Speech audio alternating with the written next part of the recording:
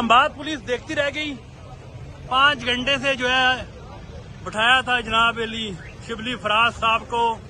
ये इस्लामाबाद पुलिस की नफरी बड़ी तादाद में मौजूद है।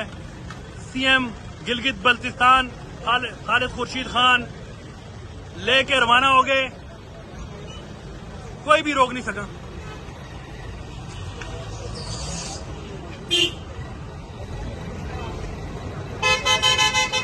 खालिद खुर्शीद साहब लेने आ गए हैं आप खुद ही? क्या गिरफ्तारी का खतरा था कोई? नहीं, हमें पता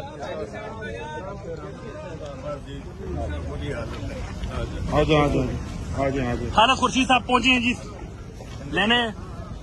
6 घंटे से मौजूद थे यहाँ पर शिबली फराज साहब और ये उनको वापस लेके जाया जा रहा है। खालिद खुर्शीद साहब लेने आ गए हैं आप खुद ही? क्या गिरफ्तारी का खतरा था कोई? नहीं, हमें पता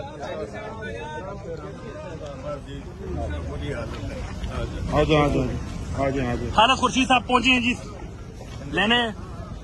6 घंटे से मौजूद थे यहाँ पर शिबली फराज साहब और ये उनको वापस लेके जाया जा रहा है।